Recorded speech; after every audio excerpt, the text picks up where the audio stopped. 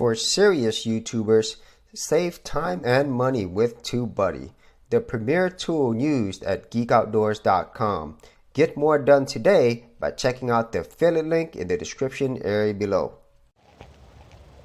Hey, welcome to another episode of geekoutdoors.com. If you spend any time on YouTube, you probably heard this thing called the YouTube Adpocalypse. And basically what this means is Google just recently changed their algorithms again, and it's affecting a lot of YouTubers' ad revenue, okay? And so this affects pretty much everyone. However, this is not something that's new.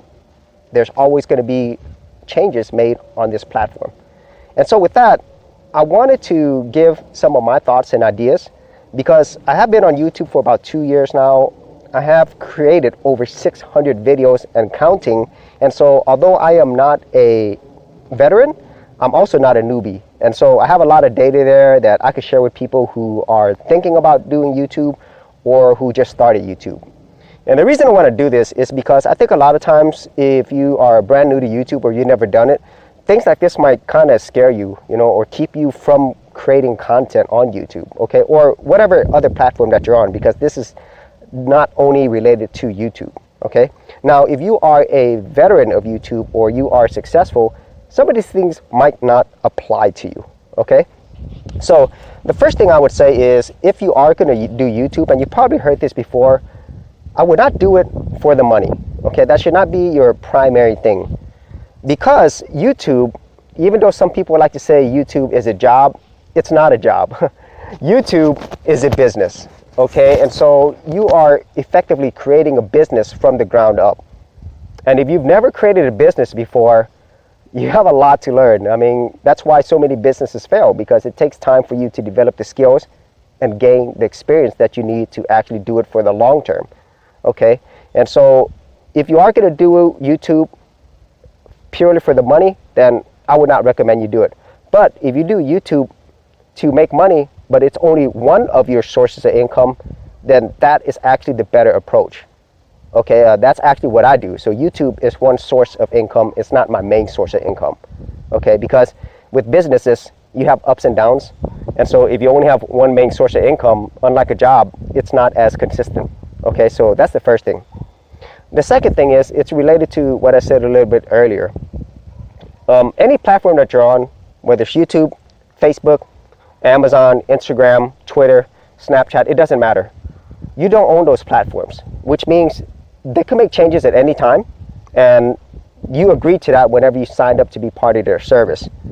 And so with that being said, knowing that, I think you should anticipate there being changes and kind of prepare for the worst as much as possible. Like, for example, you might have created a lot of videos like I did, and everything was fine.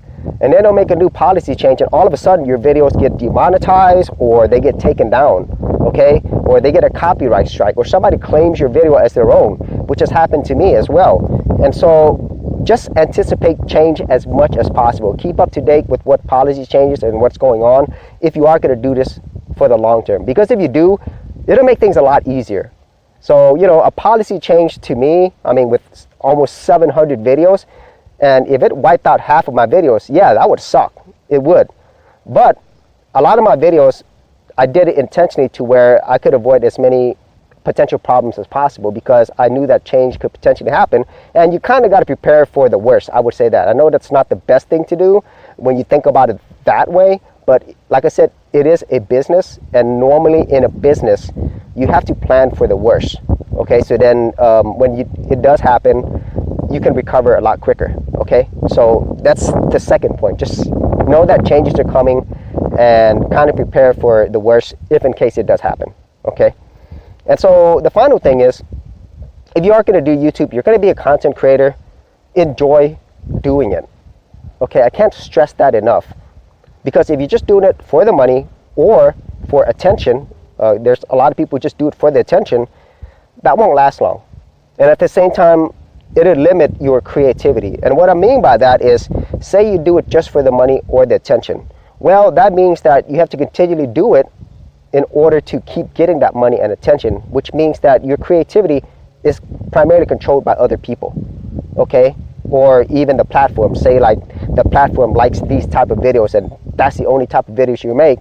but yet that's not really what you enjoy. Okay, and so if you take a long-term approach and focus on something that you enjoy, whenever things get bad, you still create videos. Like for myself, like I said, I have almost 700 videos, and I love making them. First and foremost, I really enjoy creating content.